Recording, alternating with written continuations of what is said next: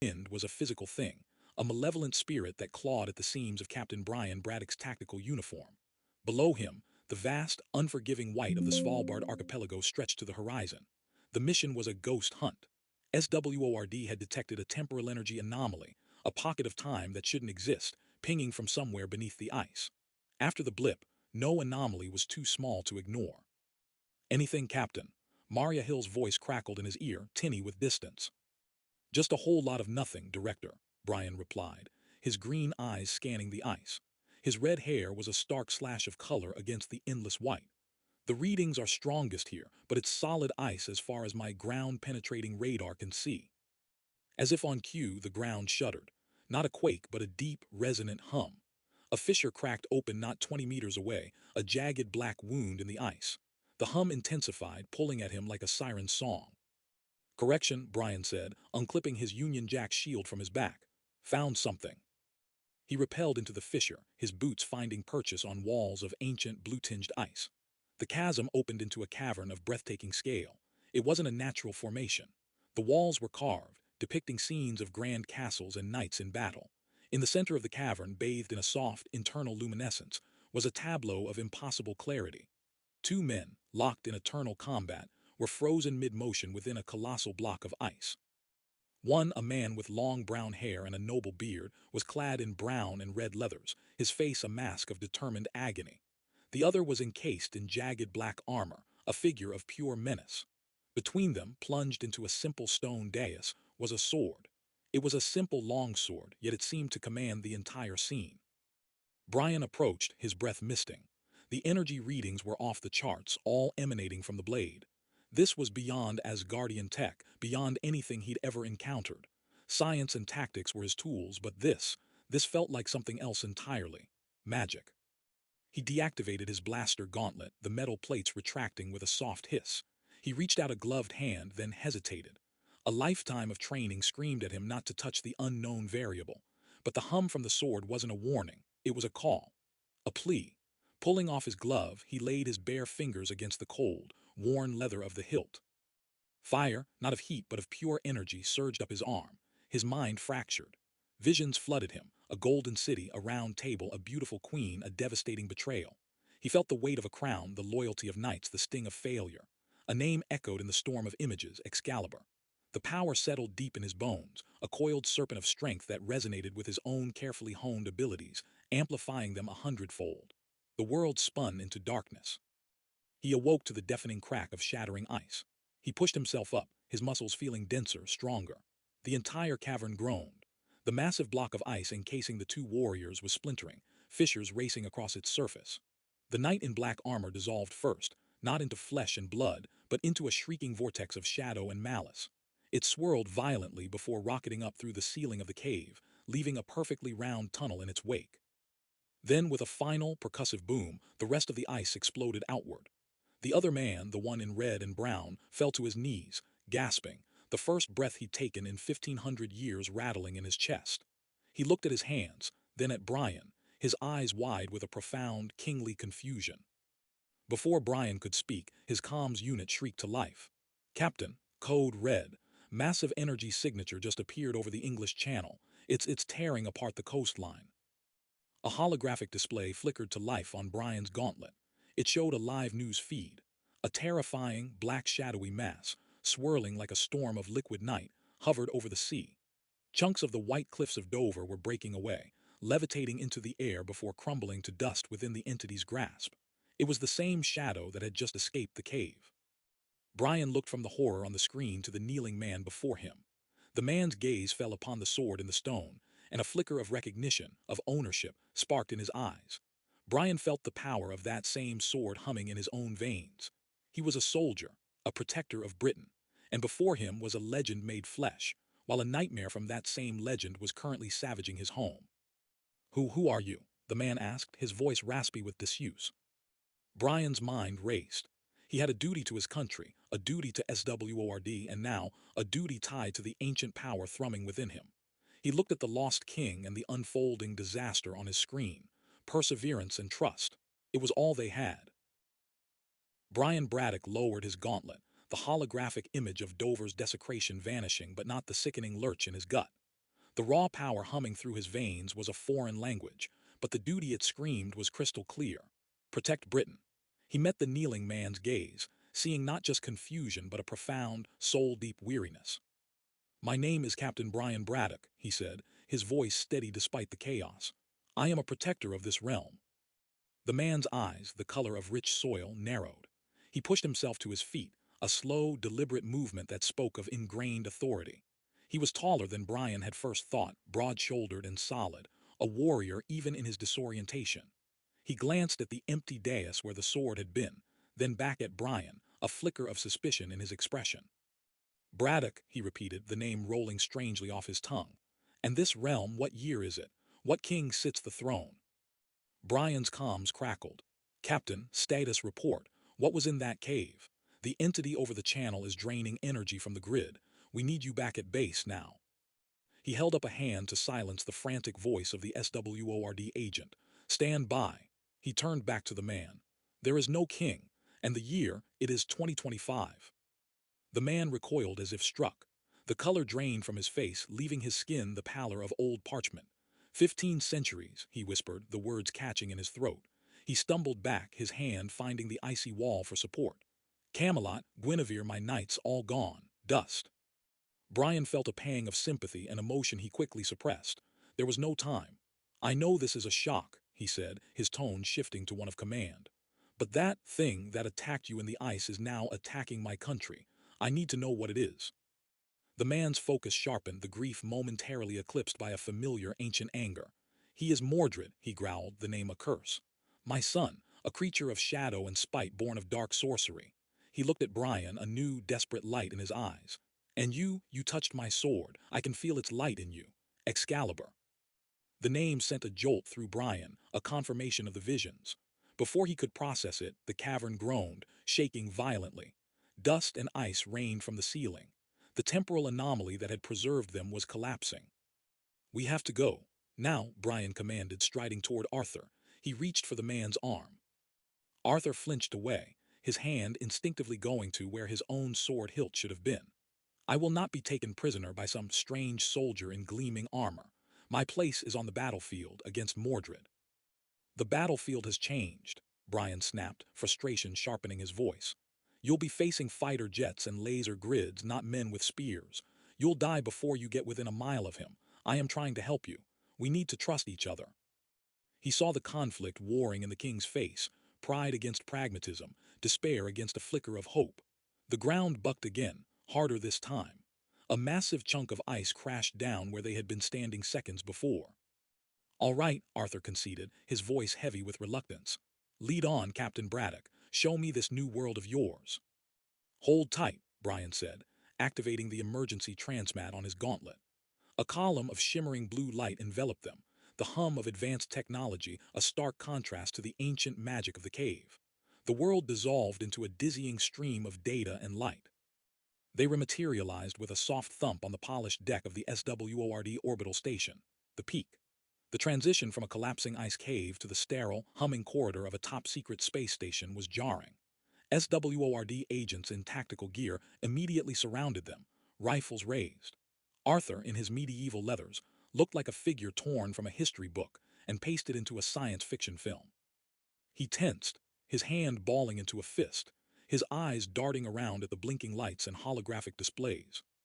"Stand down," Brian ordered, stepping in front of Arthur. "He's with me. He's our only source on the threat."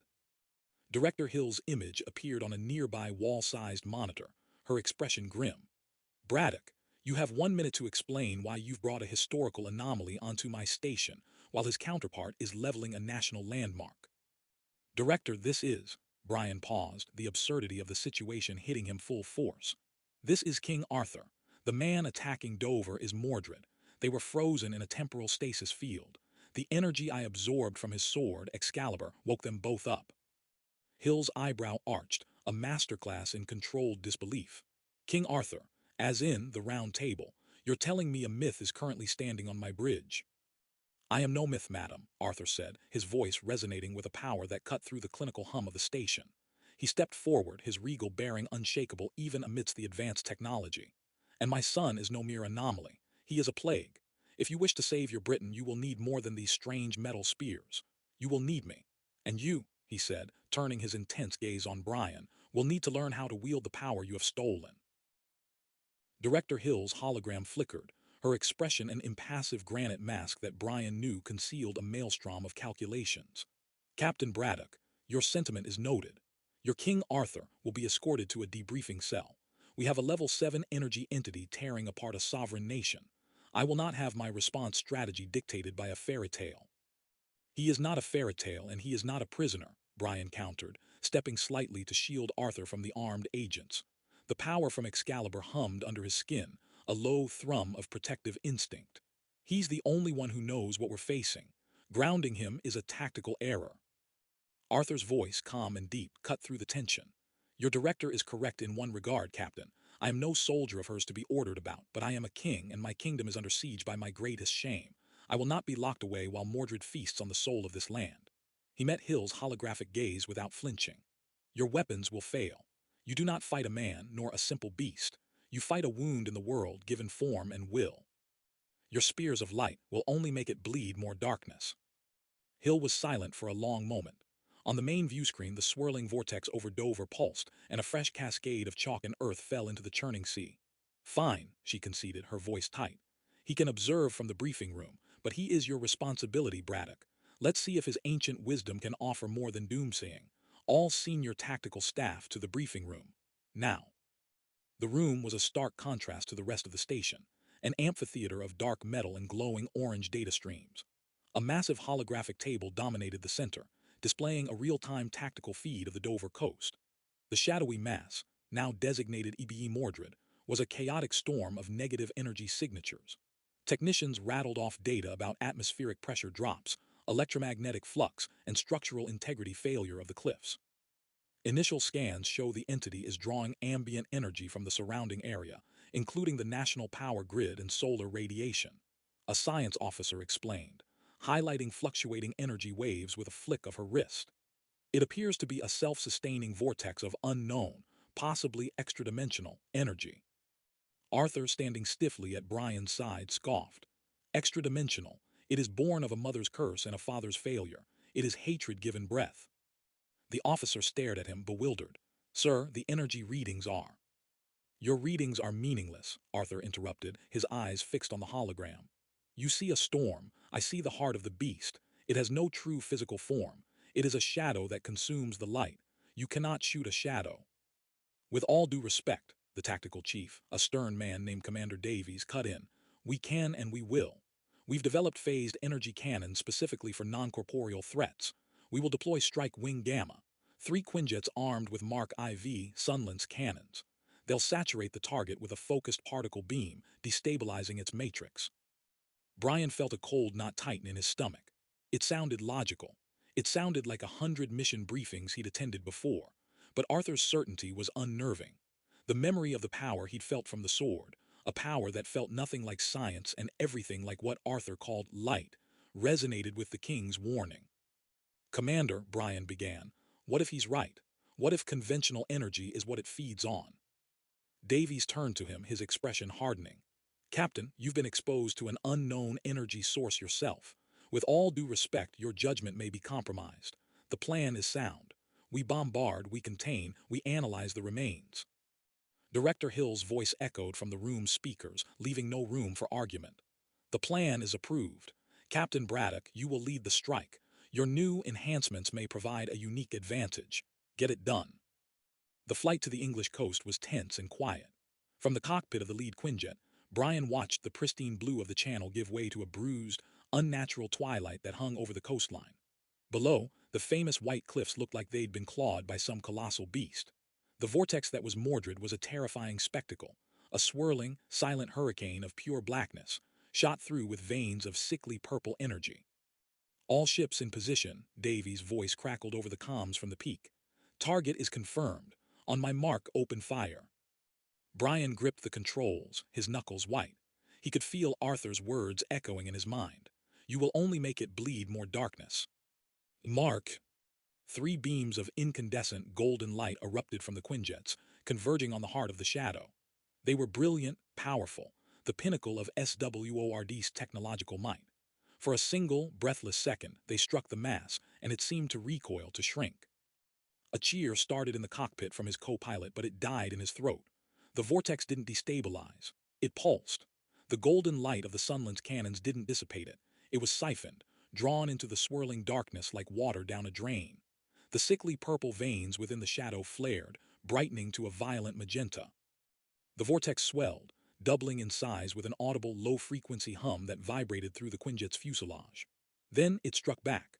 A tendril of pure shadow, impossibly fast, lashed out and swatted the Quinjet to Brian's starboard side. The ship's shields flared and died instantly, the craft tumbling end over end toward the sea, trailing smoke and fire. "He's feeding on it," Brian yelled into the comms. "Cease fire, cease fire. The energy weapons are making him stronger." Before Davies could respond, another tendril shot out, aimed directly at Brian's ship. Instinct, amplified by the power of Excalibur, took over. He slammed the Quinjet into a hard dive, the shadow whip cracking through the air where his cockpit had been a millisecond before. Alarms blared across his console. He leveled out just above the churning waves, the shadow of Mordred now looming over them, a monstrous, growing god of destruction. He looked at the smoking wreck of the fallen Quinjet and the terrified, ineffective beams of the remaining one. Arthur had been right. Their science, their logic, their spears of light, they were nothing but fuel for the fire. This wasn't a problem technology could solve. It was a battle for the soul of his country, and they had just handed the enemy a banquet. "All call signs, this is strike lead. Disengage. I repeat, disengage. Retreat to rally point Omega." Brian's voice was a raw command, cutting through the cacophony of alarms screaming through his cockpit. The Quinjet shuddered as he pulled it into a steep, wrenching climb, the angry sea and the wreckage of Strike 2 churning below. His co-pilot, a young lieutenant named Evans, stared wide-eyed at the tactical display. "Sir, Commander Davies hasn't authorized a retreat." "Commander Davies isn't flying through a hurricane of weaponized shadow," Brian snapped, his hands a blur across the controls. The power from Excalibur pulsed in his veins, not as a weapon, but as a warning system, a cold dread that screamed of the unnatural power they had just fed. "He's not watching it eat our best weapons for breakfast. I'm making the call. Get us out of here." The comms crackled with Davies' furious voice from the peak. "Strike lead, what is the meaning of this? You will hold your position and—" "Negative, Commander," Brian cut him off, a breach of protocol that felt utterly necessary. "Your strategy failed. It's making the target stronger. We lost Strike 2 and we're about to lose the rest if we don't pull back now. We are retreating to reassess. Braddock out." He killed the channel before the inevitable tirade could begin, focusing solely on piloting his wounded craft out of the monster's reach. The return to the peak was a silent, somber affair. The hangar bay, usually a hub of controlled activity, felt like a morgue. Ground crews moved with grim purpose around his damaged Quinjet, its fuselage scored by near misses from Mordred's tendrils. Brian stepped onto the deck, the weight of the lost crew pressing down on him, a heavier burden than any shield. He found Arthur in the same briefing room, standing before the holographic table. The king hadn't moved. On the display, the entity over Dover was larger, darker, and more violent than before. It pulsed with the stolen energy of the Sunland's cannons, a monument to SWORD's hubris. Director Hill and Commander Davies were there, their faces stark in the orange glow. The arrogance was gone, replaced by a cold, brittle shock. Davies wouldn't meet Brian's eyes. "He warned us," Brian said, his voice flat. He stripped off his tactical helmet and placed it on the table. The sound echoed in the tense silence. "He told us exactly what would happen." Hill's gaze shifted to Arthur. It was no longer dismissive, it was analytical, desperate. "You knew," she stated, not asked. "How?" "Because I have fought him before," Arthur said, his voice resonating with ancient sorrow. He turned from the hologram to face the room of modern warriors. "I fought him on the fields of Camlan. Mordred was never just a knight. He consorted with powers my own mentor, Merlin, feared. He bound his soul to darkness, forsaking flesh for a promise of eternal, vengeful life. What you see there is not my son. It is his hatred given form and an insatiable hunger." "A hunger we just fed," Davies muttered, finally looking up. The man's confidence was shattered.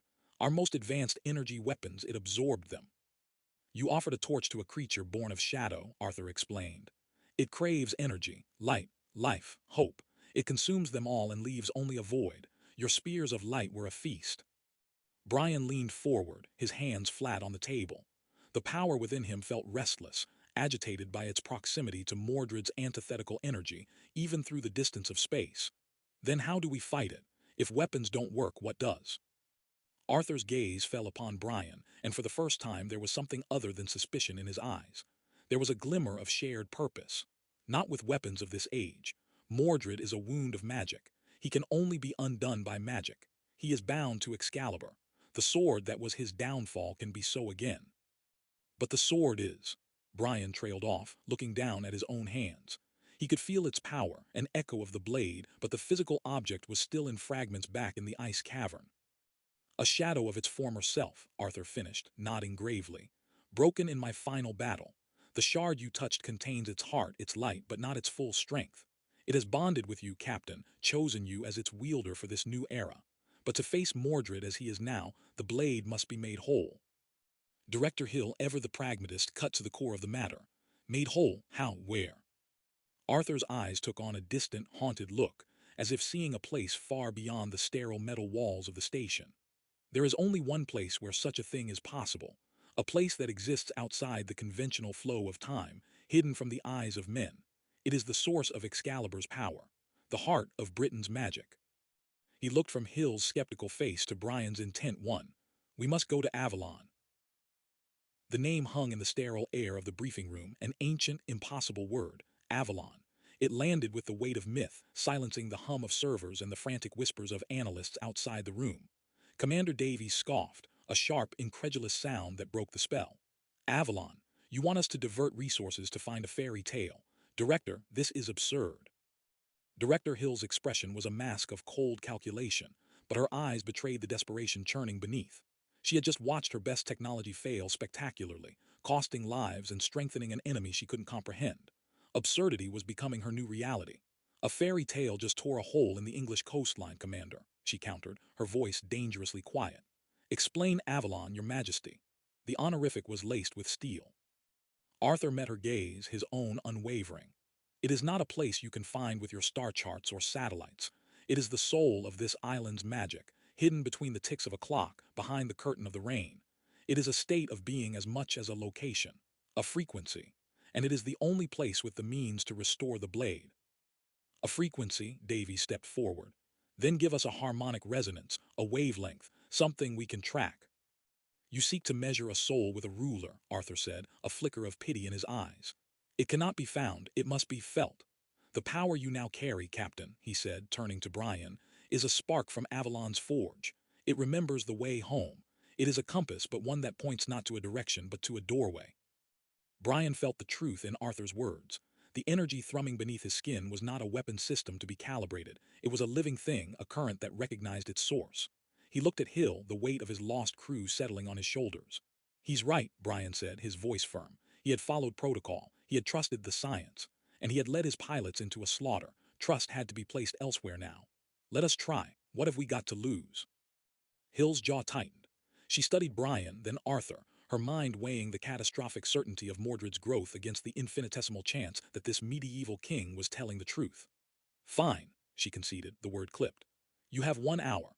Find this doorway. Show me something tangible, Braddock, or I'm grounding you both, and we are moving to containment protocols that will turn the entire south coast to glass. The location they chose was the station's arboretum, a vast, domed chamber meant to simulate a terrestrial environment and offer psychological relief for the crew. Here, under the soft glow of full-spectrum lamps, surrounded by the scent of damp earth and living trees, the cold metal of the peak felt a world away. It was the closest thing to a natural space they had. Arthur stood before Brian, his posture that of a patient tutor. The power you feel is a raging sea. Your military mind seeks to command it, to build dams and direct its flow. You cannot. You must allow it to carry you.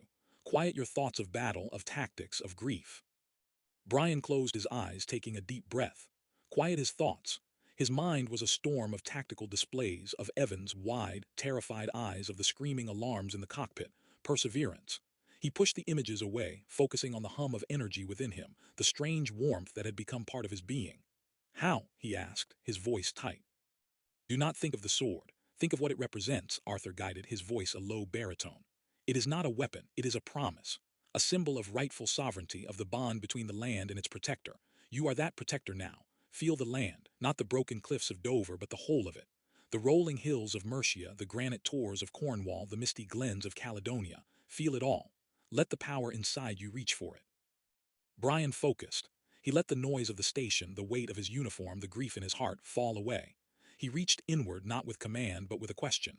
He let the Excalibur energy unfurl. For a long moment, nothing happened.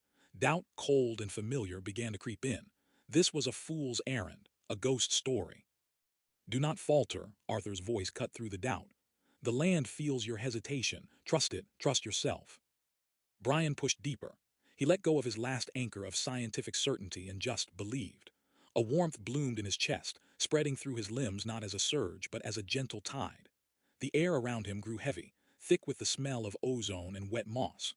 A golden light began to bleed from his skin, not the harsh energy of a weapon, but the soft, welcoming glow of dawn. He opened his eyes. The light was coalescing in the air before him. It spun and shimmered, threads of pure energy weaving themselves into a shimmering tapestry. The artificial air of the arboretum was replaced by a breeze carrying the scent of apple blossoms and ancient stone. The threads solidified, forming an archway that wasn't there a moment before. It was a doorway of pure, liquid light, and through it he saw not the far wall of the chamber, but a landscape bathed in twilight. A verdant, misty island with impossibly tall white towers that seemed to be carved from moonlight, all centered around a calm, glassy lake. Brian stumbled back, gasping, the connection breaking. The portal flickered but held. Arthur placed a steadying hand on his shoulder, his eyes wide with a mixture of awe and profound relief. Avalon, the king breathed. It remembers us. Without a second thought, Brian plunged through the shimmering archway. The sensation was not of movement, but of arrival. The sterile, recycled air of the peak vanished, replaced by an atmosphere so pure and ancient it felt like breathing history itself. He stood on a shore of smooth, gray stones that met the edge of a vast, unnervingly still lake. The water was a mirror of polished obsidian, reflecting a twilight sky bruised with purple and indigo, yet there was no sun or moon to be seen. A soft, pearlescent light emanated from the very air, the water, the impossibly tall white towers that pierced the horizon. Arthur stepped through beside him, the portal of golden light wavering and dissolving behind them like smoke. For the first time since awakening, the king's face lost its hardened, weary lines. A profound, aching nostalgia softened his features. He inhaled deeply, his eyes closing. The air of home, he whispered, the words more a prayer than a statement. Brian's tactical senses were screaming. No comms linked to SWORD, no satellite feed. His gauntlet's display was a screen of static, its chronometer spinning erratically. They were utterly alone, cut off. Where do we go? Brian asked, his voice sounding rough and modern in the profound silence. Where is this forge? Arthur opened his eyes, their depths reflecting the ageless twilight. Avalon does not give up its secrets to those who demand them. It is a trial, Captain. The forge lies at its heart, but the path is not straight. The island itself will test us. He gestured toward the placid lake. And our journey begins there. As if summoned by his words, a shape began to coalesce upon the water's surface. A long, slender boat with a high prow carved like a swan's neck drifted from the mists, propelled by no visible means. It glided silently toward them, coming to a rest at the shore with a whisper of displaced water. It seems we have a ride, Brian noted, his skepticism warring with the undeniable reality before him. Trust. He had to trust the process, trust this man from a forgotten age. The lake must be crossed, Arthur said, his tone solemn. But be warned, Captain, this is no ordinary water. It is a well of memory of what was and what could have been. It will show you things, truths, regrets. Do not let it claim you. Keep your mind on the mission, on the reforging. They stepped into the boat.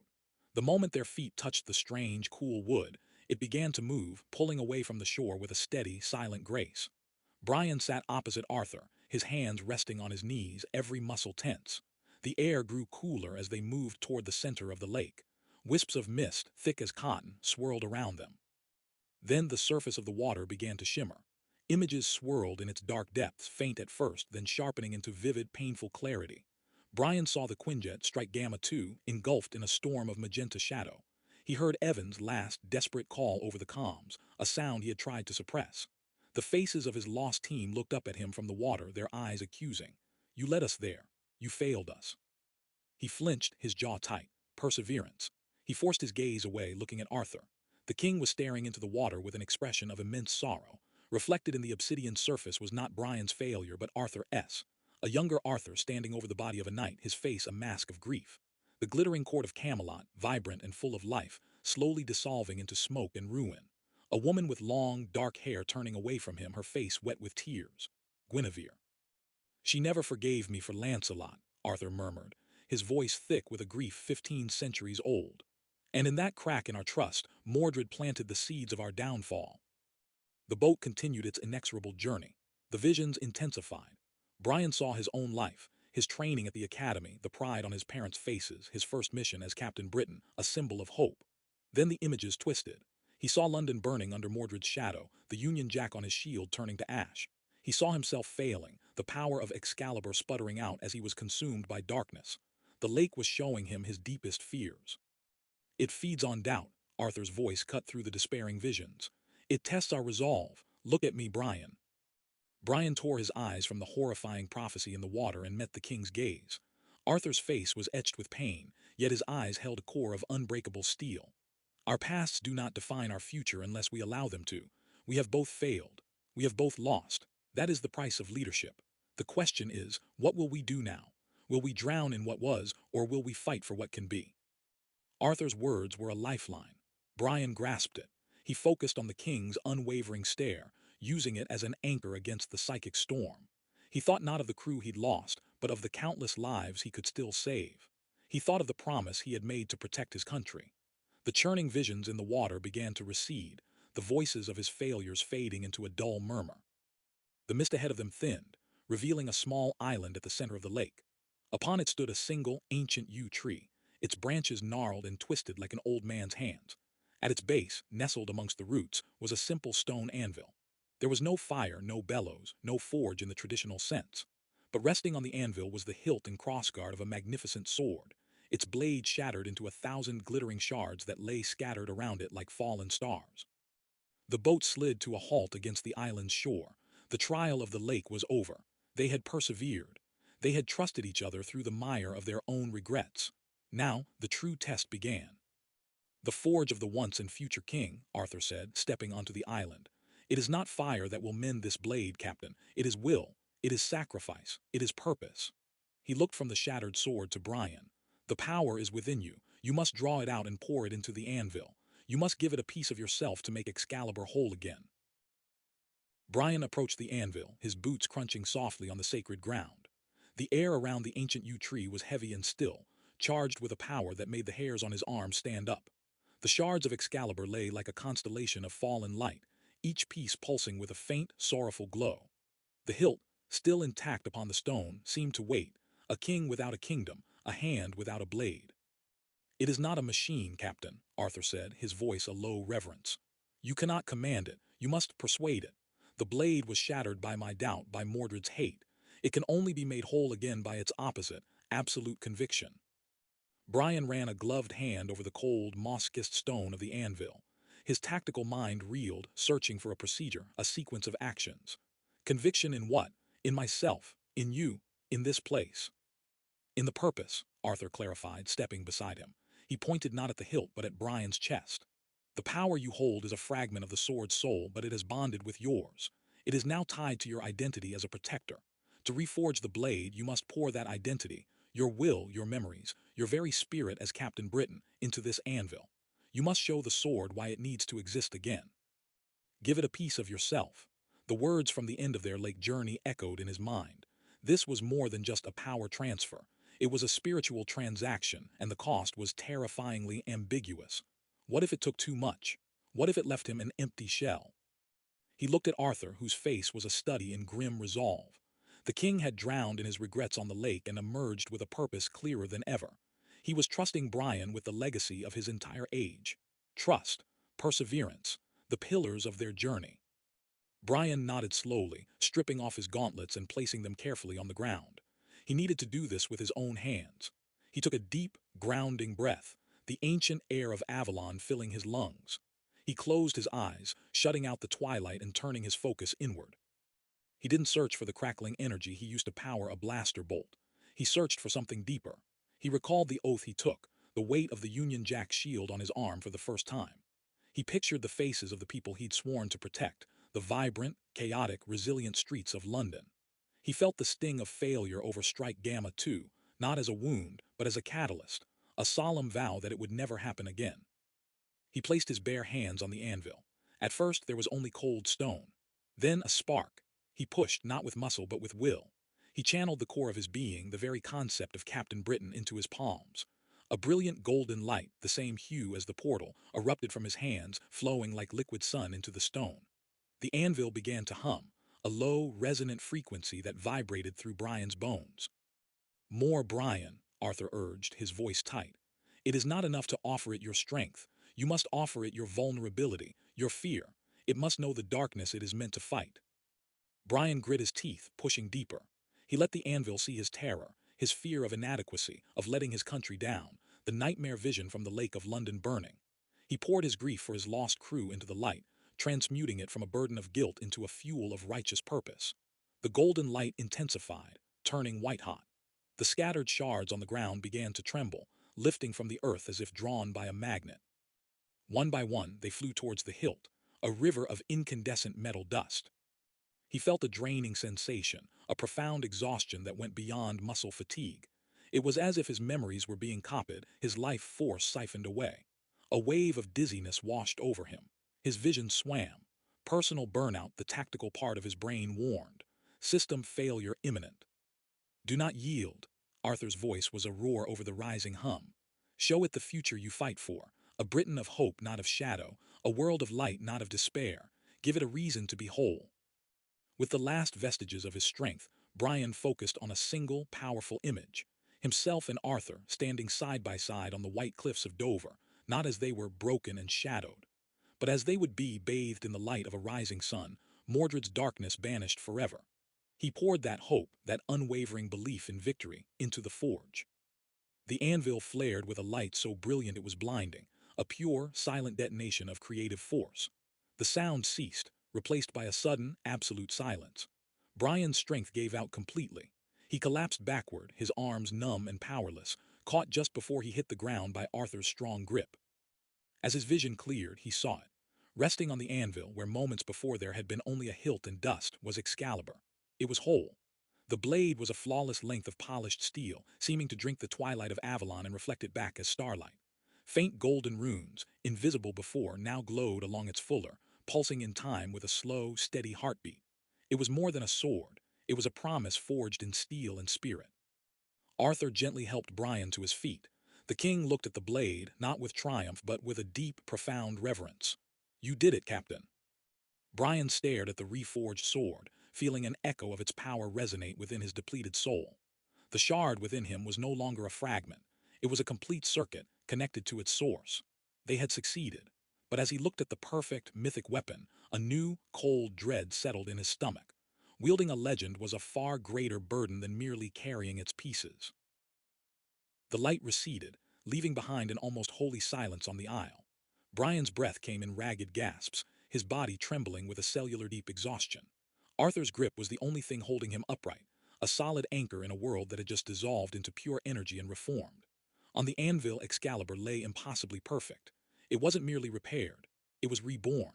The blade shimmered with an internal light, its golden runes pulsing like a slow, powerful heart. The air itself seemed to bend around it, heavy with purpose. Arthur helped Brian to a nearby stone bench, his movements filled with a reverence that bordered on awe. You paid a heavy price, Captain, he said, his voice low and thick with emotion. He couldn't take his eyes off the sword. Brian nodded, unable to form words. He felt hollowed out, as if essential parts of his memory and spirit had been copied, imprinted onto the weapon. Yet he also felt a new, profound connection. The shard of power that had lived inside him for days was no longer an isolated fragment. It was now a conduit, linked directly to the magnificent whole resting on the anvil. He could feel the sword's presence in his mind, a silent hum of immense potential. Slowly, Arthur walked towards the anvil. Each step was freighted with the weight of centuries. He reached out a hand, his fingers tracing the air just above the blade, hesitant to touch what was once his. He saw not just a weapon, but the symbol of his life, his reign, his greatest triumph, and his most catastrophic failure. It was the instrument of his kingship and the witness to his kingdom's fall. It is whole, he whispered, a tear tracing a path through the grime on his cheek. By my honor, I never thought to see it so again. His hand, no longer hesitant, closed around the hilt. The runes on the blade flared with brilliant gold light. Arthur, wait, Brian said, his voice stronger than he expected. He pushed himself to his feet, every muscle protesting. Arthur turned, his expression hardening. In his eyes, the grateful ally was gone, replaced by the king of the Britons. This is my sword, Brian. It was forged for me. It is my right, my duty, to wield it against my son.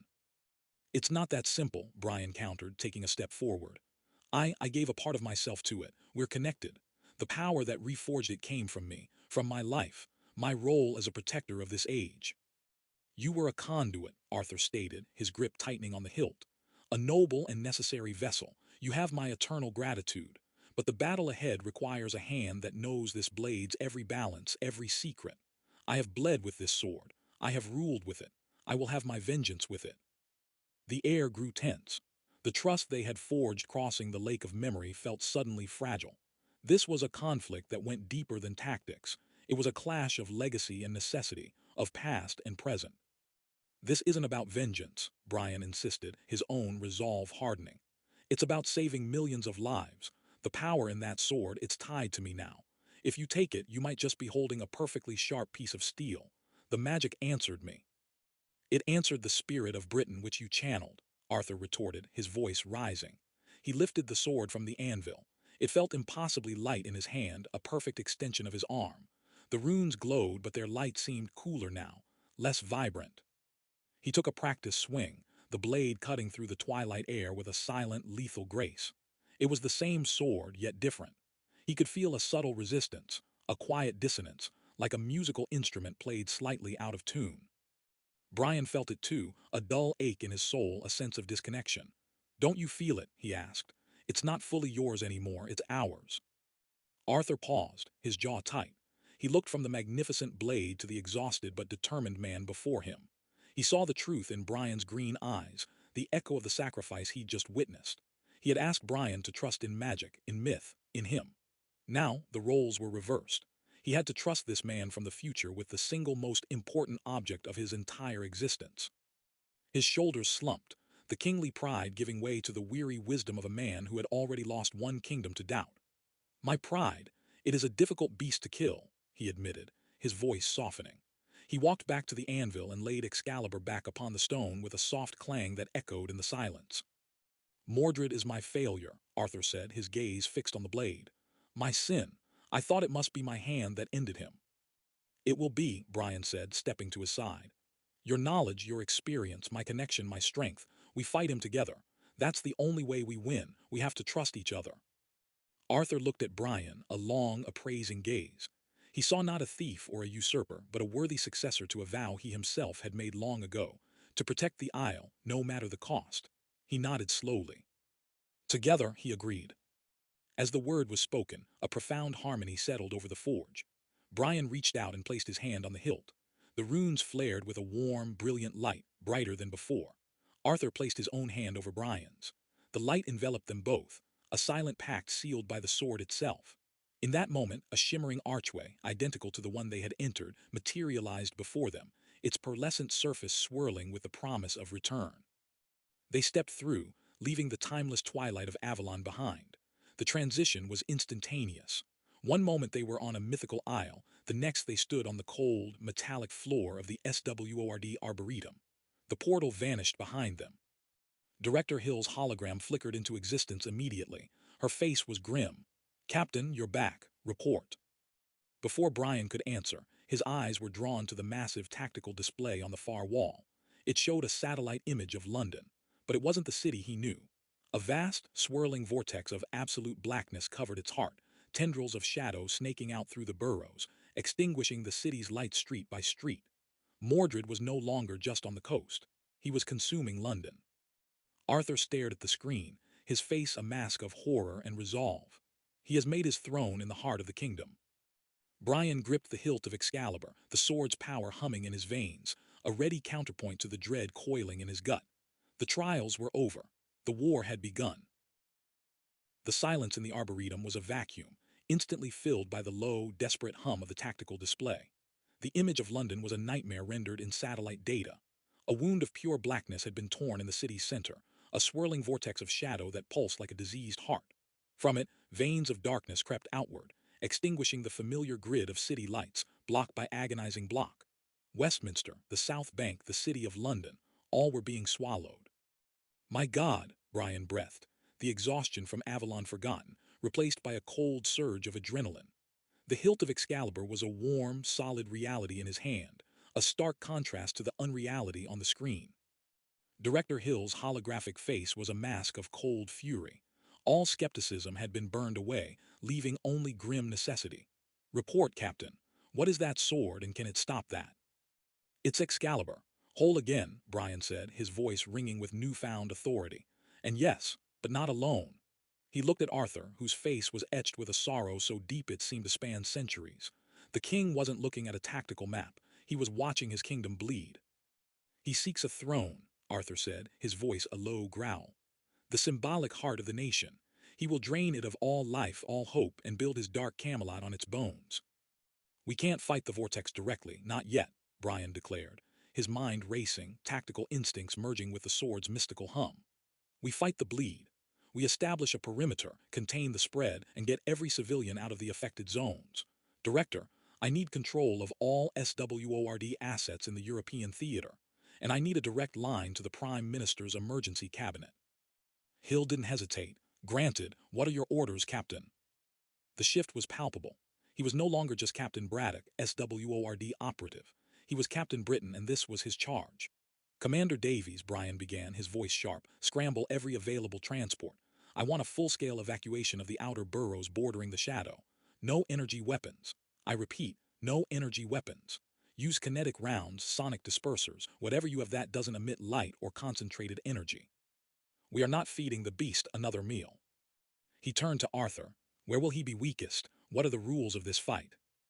Arthur's eyes met his, a flicker of the ancient commander returning. He is a creature of shadow. His power wanes in the face of true light, not your electric lamps but symbols, places of courage, of sacrifice, of enduring spirit. Like the Tower of London, St. Paul's, Brian guessed. Precisely, Arthur confirmed. His tendrils will avoid them at first. They are anathema to him. We can use them as anchor points for your perimeter. Fortify those locations.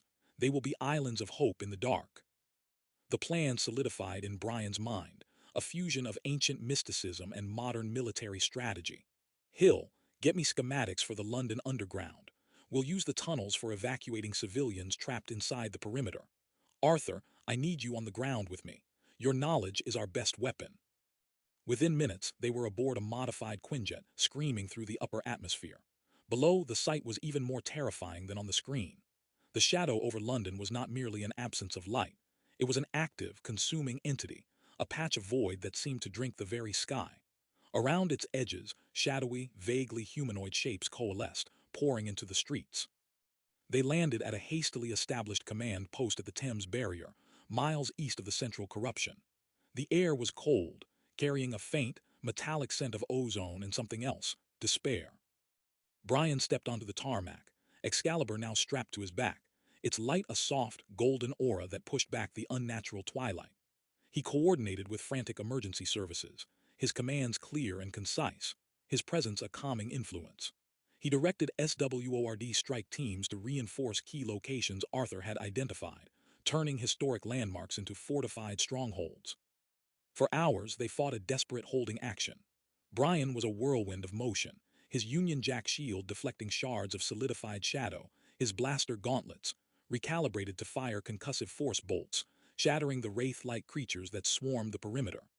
The light from Excalibur seemed to flow through him, making him faster, stronger, a beacon against the encroaching night. But they were only containing the symptom, not curing the disease. The vortex itself continued to pulse, growing stronger with every passing minute. As a fragile dawn broke, casting a sickly gray light that the shadows seemed to mock, Arthur placed a hand on Brian's shoulder.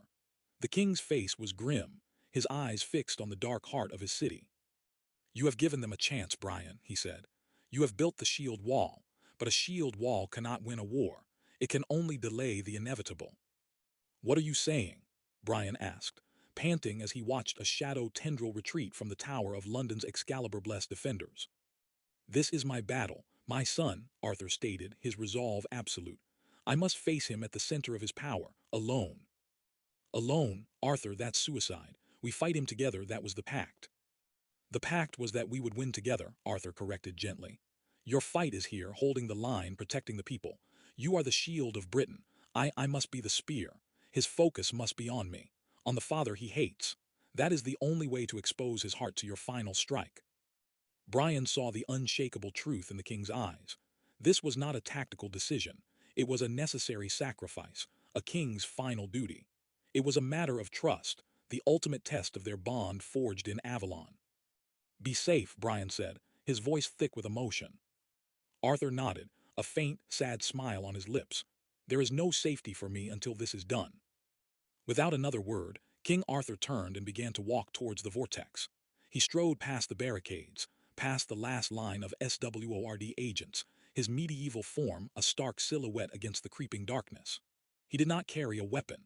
He carried only the weight of his own legend as he walked into the heart of the shadow, disappearing from sight. For a full 10 seconds, Brian Braddock stood frozen, a statue of tactical discipline at war with human instinct. The plan was sound. Arthur as the lure, the focus of Mordred's hatred, while Brian, the shield of Britain, held the line and waited for the signal to strike. It was a perfect pincer movement across the metaphysical plane. It was also a lie. The pact was that we would win together, Arthur had said. Not that one would be the sacrificial lamb for the other. Trust wasn't about blindly following a plan born of a king's ancient grief. It was about trusting the bond they had forged in Avalon's twilight. It was about refusing to let his friend face the darkness alone. Davies, Brian's voice cut through the cold air, sharp and absolute. Commander Davies, his face pale but resolute, snapped to his side. Captain. You have command, Brian said, unclasping the Union Jack shield from his arm and handing it to the stunned commander. Hold this perimeter. Do not let it break. Do not fire on the vortex no matter what you see. Reinforce the anchor points. Protect the people. Sir, your orders were. My orders have changed, Brian interrupted, his green eyes fixed on the churning void where Arthur had vanished. He unslung Excalibur and the sword's light bloomed, a warm, golden sunrise against the oppressive gray dawn. A shield is useless if the heart it protects is allowed to break. Hold the line, Commander. That's an order. Without waiting for a reply, Brian ran. He sprinted past the barricades, past the wide-eyed SWORD agents, his feet pounding a rhythm of pure defiance. He held Excalibur aloft, and its light carved a path as he plunged headlong into the suffocating wall of shadow. The world dissolved. Sound, sight, and sensation warped into a maelstrom of despair. Whispers slithered around him, the final, terrified thoughts of those the shadow had consumed. He saw ghostly images of his fallen pilots from the Dover mission, their faces accusing. The vortex was a psychic battlefield, designed to shatter the will of any who entered. But the shard of Excalibur inside him was an anchor, and the reforged blade in his hand was a lighthouse. He focused on its warmth, on Arthur's resolve, on the promise they had made. He pushed through the suffocating press of nothingness and burst into the eye of the storm. He stood on a twisted, shadowy reflection of Parliament Square. The great clock tower of Elizabeth Tower was a jagged spire of black glass, its hands frozen at midnight. In the center of the square, on a throne of writhing shadow and broken London stone, sat a figure. It was not a vortex or a shapeless mass, but a knight in obsidian armor, its surface seeming to drink the very light of Excalibur. Before the throne, held suspended in tendrils of darkness, knelt King Arthur. The little captain, Mordred's voice echoed, a sound of grinding stone and ancient resentment. You came for him. How touching. The new dog, loyal to the old master. Let him go, Mordred, Brian commanded, his voice steady despite the tremor running through his soul. Excalibur hummed in his grip, eager and angry. He came to me freely, Mordred hissed, a shadowy hand caressing Arthur's head. Arthur's face was a mask of pain, his eyes closed. He came to offer his life in exchange for this city's. A king's final, futile gesture, a penance for leaving his only son to rot in ice and oblivion. I am not his replacement, Mordred, Brian said, taking a step forward. I am his partner, and this is not your kingdom. With a roar, Brian charged. Mordred rose from his throne, drawing a blade of pure shadow that seemed to tear at reality itself. Their swords met with a sound that was both the clang of steel and a scream of tearing light. The impact threw Brian back, his arm numb. Mordred was impossibly strong, fueled by centuries of distilled hatred. You hold the sword, but you do not know its song, Mordred taunted, pressing his attack. Each blow was a physical and psychic assault, draining Brian's will. Suddenly, Arthur's eyes snapped open. Brian, the bond, not two wielders but one. Brian understood. He had been fighting for Arthur. He needed to fight with him. He dodged a vicious swing from Mordred's shadow blade and planted his feet, driving Excalibur's tip into the dark cobblestones. He closed his eyes, ignoring the physical battle and reaching for the connection forged in Avalon's lake. He poured his strength, his resolve, his very essence as Captain Britain, not into the blade but through the bond to the king. Arthur gasped as golden light flared around him, shattering the shadow tendrils that held him. He rose, not as a prisoner, but as a king reborn in the light of his own legacy. He placed his hands over Brian's on the hilt of Excalibur. Together, Arthur breathed. Together, Brian affirmed. They lifted the sword as one. The light that erupted from Excalibur was no longer just a beacon, it was a nova. It was the combined might of the once and future king and the sworn protector of modern Britain. It was the light of Camelot's promise and the fire of London's resilience. It was pure, absolute, and utterly devastating to the creature of shadow before them. Mordred shrieked as the light washed over him, his armor cracking, his form dissolving. He was not just being destroyed, he was being unmade, the magic of his hatred burned away by the magic of unity and sacrifice. Father, the last whisper was not of a monster, but of a lost son as the shadow imploded, vanishing into a final, silent speck of nothingness. The vortex collapsed. Sunlight, brilliant and warm, pierced the clouds and flooded Parliament Square. The spectral buildings of shadow dissolved, revealing the real, scarred but standing city beneath. Brian fell to one knee, utterly spent. Arthur stood beside him, his hand resting on Brian's shoulder, both men leaning on the sword still planted in the ground. It was over. In the days that followed, the world struggled to understand. SWORD classified the event, but the truth, like all great legends, found its way out. London began to heal. On the newly consecrated ground of the White Cliffs of Dover, Brian Braddock and King Arthur stood, looking out over the channel. The world was safe for now. The old order is gone, Arthur said quietly, the wind catching in his hair. And your world is louder than I remember. Brian smiled faintly. You get used to it. What now? Try to find a way back to your own time. Arthur looked at him, a spark of ancient authority in his eyes. My time is whenever Britain has need of its king. My throne is not a chair in a castle, but a duty. The world has new dragons, Brian, and it needs new knights to face them. He gestured to the horizon. Our round table awaits.